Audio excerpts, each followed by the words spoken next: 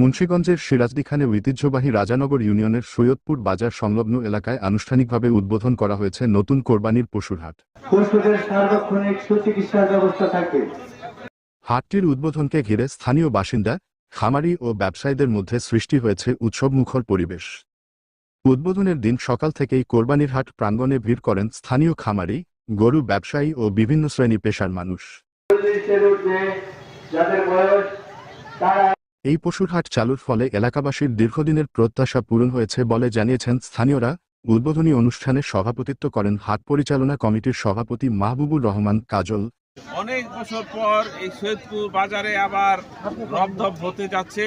ঈদুল আজহা উপলক্ষে আমরা বিরাট গরু ছাগলের হাটের ব্যবস্থা করেছি। স্থানীয় যেসব গরুর ব্যবসায়ীরা আছেন তাদের গরু দিয়ে এই হাট ভরে যাবে ইনশাল্লাহ। এখানে কোনো ধরনের কোনো বিশৃঙ্খলা হওয়ার কোনো সুযোগ নাই, কারণ আমাদের চৌকস একটা ভলান্টিয়ার বাহিনী আছে এবং আমাদের কমিটি খুবই শক্তিশালী একটা কমিটি আছে। 1.5 লক্ষ টাকা পর্যন্ত যেসব গরু বেচা কিনা হবে ওগুলি আমরা 1500 টাকা নির্ধারণ করেছি এবং 1.5 লক্ষ টাকার উপরে যেসব গরু বেচা কিনা হবে সেগুলি 2500 টাকা আমরা নির্ধারণ করেছি এবং ছাগল, প্রতিটা ছাগল 500 টাকা নির্ধারণ। যাতায়াত ব্যবস্থা কিন্তু নৌপথেও যেমন সুবিধা আছে এবং সড়ক পথেও অনেক সুবিধা আছে।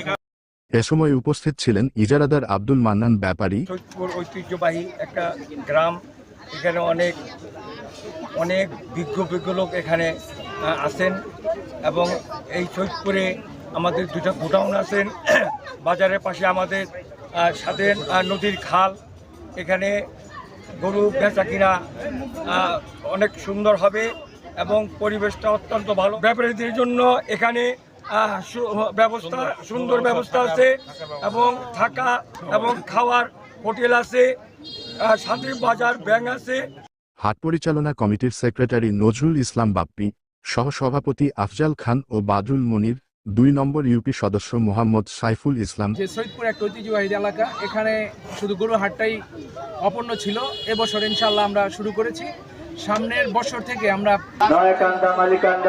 মানুষের সুবিধার্থে তারা যেন এই সৈয়দপুরের মানুষ, আশেপাশে গ্রামের মানুষ যেন দূর দূরান্ত থেকে যে হয়রানি না হয়ে এই গরু কেনাকাটায় যেন পরেশানি না হয়, তার জন্য আমরা সৈয়দপুর বাজারে হাট দিয়েছি।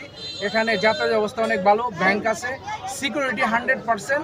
এখানে কেউ হয়রানি হবেন না, টাকা নিঃসন্দেহের সাথে নিয়ে আসবেন, কোনো রকম কোনো দুর্ঘটনা ঘটবে না ইনশাল্লাহ। এটা আমরা আপনাদের ওয়াদা দিচ্ছি এবং কথা দিচ্ছি। আমাদের হাট সম্পূর্ণ সিকিউরিটিতে দাঁড়াতে থাকবে, কন্ট্রোল থাকবে।